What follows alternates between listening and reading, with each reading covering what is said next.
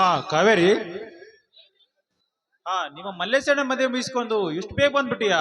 ಹೌದು, ಮತ್ತೆ ಲೇಟ್ ಆಗಿ ಬಂದ್ರೆ ಅತ್ತೆ ಬೈತಾರೆ ಅಂತ ಬೇಗನೆ ಬಂದ್ಬಿಟ್ಟೆ. ಮದುವೆ ಹೇಗಾಯ್ತು? ತುಂಬಾ ಚೆನ್ನಾಗಾಯ್ತು. ಅಣ್ಣ ನಿಮ್ಮನ್ ಕೇಳ್ದ, ಅದ್ಯಾವ್ದೋ ಸೊಸೈಟಿ ವಿಷಯದಲ್ಲಿ ಅರ್ಜೆಂಟ್ ಆಗಿ ಬೆಂಗಳೂರು ಹೋಗ್ಬೇಕಾಯ್ತು, ಅದಕ್ಕೆ ಹೋದ್ರು ಅಂತ ಹೇಳ್ದೆ.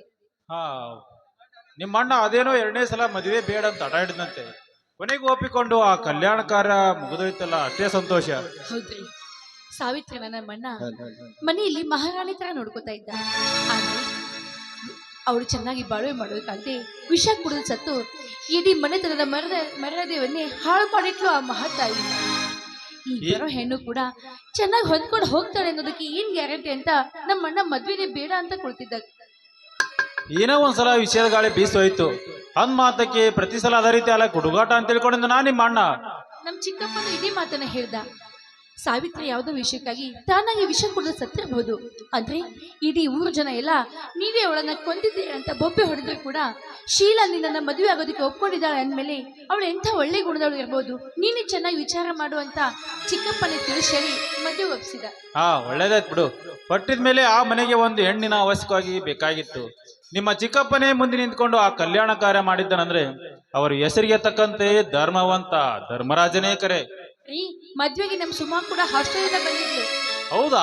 ಹಾಗಾದ್ರೆ ಮನೆ ಕರ್ಕೊಂಡು ಬರೋದೈತಲ್ಲ ಕಾವೇರಿ. ನಾಳೆನೇ ಎಕ್ಸಾಮ್ ಇದೆ ಅಂತ ಅರ್ಜೆಂಟ್ ಆಗಿ ಹೋದ್ಲು. ಮಹೇಶ್ ಕೂಡ ಮದ್ವೆಗೆ ಬಂದಿದ್ದ. ಅವ್ನು ಎಂಥ ಲೋಕರ್ ಅಂತ ನನ್ಗೆ ಇವತ್ತು ಗೊತ್ತಾಯ್ತು. ಅವನ ವಿಷಯ ನಿನ್ಗೇನ್ ಗೊತ್ತಾಯ್ತು ಕಾವೇರಿ? ಮದ್ವೆಗೆ ಮೋಟಾರ್ ಬೈಕ್ ತೆಗೆದುಕೊಂಡು ಬಂದಿದ್ನಂತೆ. ಅದಕ್ಕೆ ಸುಮಾರ್ ಹತ್ರ ಬಂದು ಬೈಕ್ ಮೇಲೆ ಕುತ್ಕೋ ಸಿಟಿಗೆ ಹೋಗಿ ಮಜಾ ಮಾಡಿ ಬರೋಣ ಅಂತ ಹೇಳಿದ್ನಂತೆ. ಅದಕ್ಕೆ ನಮ್ ಸುಮಾ ಕೆನ್ನೆಗೊಂದು ಬಾರ್ಸಿ ನನ್ನ ಹತ್ರ ಬಂದ್ ಹೇಳಿದ್ಲು. ಚೆನ್ನಾಗಿ ಕಲಿಸಿ ಬುದ್ಧಿ ಕಲಿಸಿದಾಳೆ ಆ ನನ್ ಮಗಳು.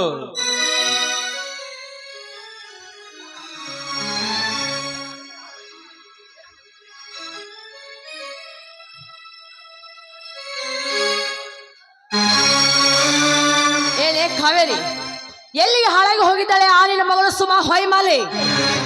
ಮದುವೆ ಮನೆಯಲ್ಲಿ ಅಷ್ಟೊಂದು ಜನರ ಎದುರಿಗೆ ಮಹೇಶನ ಕೆನ್ನೆಗೆ ಹೊಡೆದು ಅವಮಾನ ಮಾಡಿದಾಳಂತಲ್ಲ, ಇದೆಲ್ಲ ಸರಿ ಕಾಣಿಸುತ್ತೇನೆ ನಿನಗೆ? ಮೊದಲು ಚೆನ್ನಾಗಿ ಮಾತನಾಡೋದು ಕಲ್ಕೋ. ಸುಮಾ ಮಹೇಶನ ಕೆನ್ನೆ ಹೊಡೆದು ನಿನಗ್ಯಾರು ಹೇಳಿದ್ರು? ಮತ್ತಾರು ಹೇಳ್ತಾರೋ? ಮಹೇಶನ ನನ್ನ ಹತ್ರ ಬಂದು ಸುಮಾ ನನ್ನ ಕೆನ್ನೆಗೆ ಹೊಡೆದಿದ್ದಾಳೆ ಅಂತ ತುಂಬಾ ಮನಸ್ಸು ಬೇಜಾರು ಮಾಡ್ಕೊಂಡು ಹೋದ.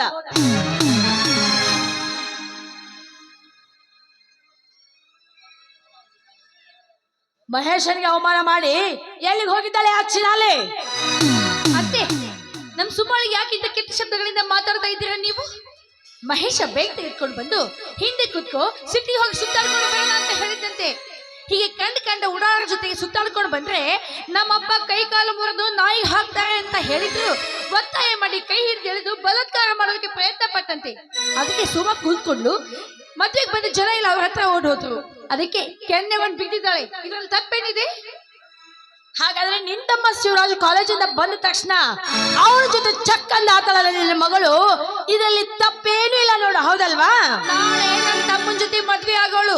ಹಾಗಿದ್ಮೇಲೆ ಒಂದೆರಡು ದಿವಸ ಸಲ್ಕೆಯಿಂದ ಮಾತಾಡಿದ್ರೆ ತಪ್ಪೇನಾಯ್ತತೆ? ಅಂದ್ರೆ ಇವಾಗ ಆಗ್ಲೇ ನಿಮ್ಮ ತಮ್ಮನ ಜೊತೆ ನಿನ್ನ ಮಗಳ ಮದುವೆ ನಿಶ್ಚಿತಾರ್ಥ ಫಿಕ್ಸ್ ಮಾಡ್ಕೊಂಡಿದ್ದೀರಂತ ಕಾಣಿಸುತ್ತೆ. ಅವಳು ಯಾರನ್ನ ಮದುವೆ ಆಗೋದಕ್ಕೆ ಮೆಚ್ಕೊಂಡಿದ್ದಾಳ ಅವ್ರ ಜೊತೆ ಮದ್ವೆ ಆಗುತ್ತೆ. ಇದ್ರಲ್ಲಿ ತಪ್ಪೇನಿದೆ? ಹೌದಮ್ಮ, ಆ ದ್ರೌಪದಿ ಕೂಡ ತನಗೆ 5 ಜನ ಗಂಡಂದಿರು ಆಗ್ಬೇಕು ಅಂತ ಮೆಚ್ಕೊಂಡಿದ್ಲಂತೆ.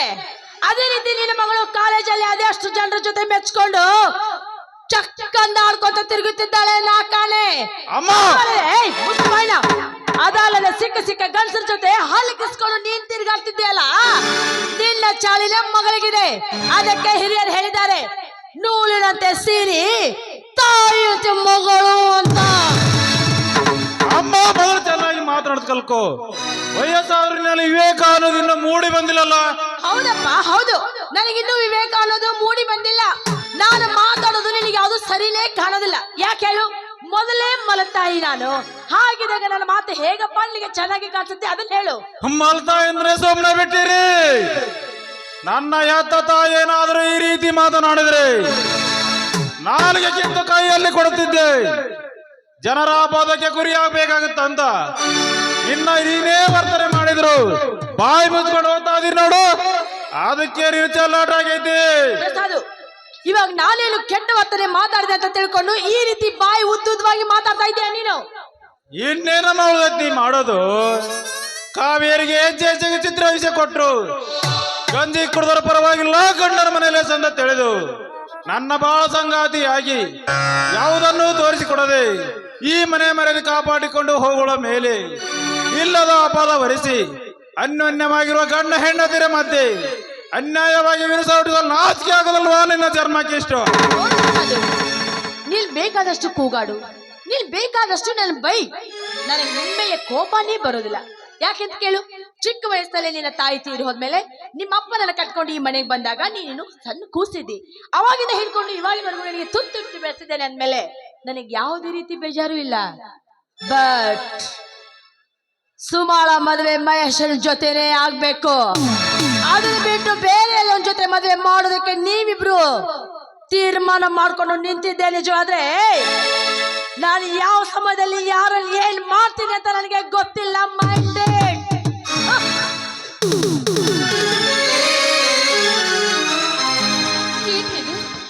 ಇವಳಾಡೋ ಮಾತು ನೋಡಿದ್ರೆ ನನಗೆ ಯಾಕೋ ತುಂಬಾ ಭಯ ಆಗ್ತಾ ಇದೆ.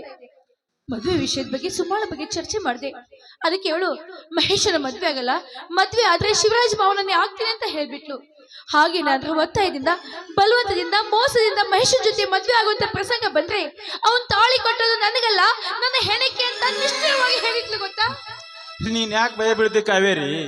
ಶಿವರಾಜ ಚೆನ್ನಾಗಿ ಅಭ್ಯಾಸ ಮಾಡ್ಯಾನ. ಈ ವರ್ಷ ಪರೀಕ್ಷೆಯಲ್ಲಿ ಫಸ್ಟ್ ಬಂದೇ ಬರ್ತಾನ. ಅವ್ರ ಮುಂದೆ ನನ್ನ ಮಗಳ ಮದುವೆ ವಿಷಯ ಮಾತಾಡಿ ಆದಷ್ಟು ಬೇಗ ಮದುವೆ ಮಾಡಿಸಿರಾಯ್ತು ಕಾವೇರಿ.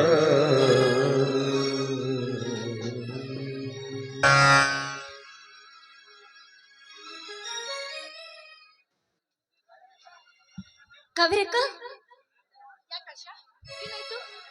ಕಾವೇರಕ್ಕ, ಎಕ್ಸಾಮ್ ಮುಗಿಸ್ಕೊಂಡು ಅವರು ಡಿವರ್ ಆದ್ರಂತ. ಆಶಾ, ಏನ್ ಹೇಳಕತ್ತೀವ ನೀನು? ಹೌದಕ್ಕ, ಇವತ್ತೇನೋ ಕೊನೆ ಪರೀಕ್ಷೆ ಇತ್ತು ಅಂತೆ.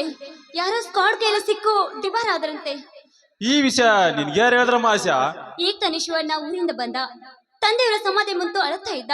ಅದು ನೋಡಿ ಮಲ್ಲೇಶನ ಈಗ ತಾನೇ ನನಗೆ ಈ ಸುದ್ದಿ ಹೇಳಿ ಅವ್ರ ಹತ್ರ ಓಡಿ ಹೋದ. ಓಹೋ, ವಿಧಿ ಆಟ. ನಾವೊಂದು ವಿಚಾರ ಮಾಡಿ ಕುಳಿತುರಲ್ಲೇ ತಾನೊಂದು ಆಗಿರುತ್ತದೆ.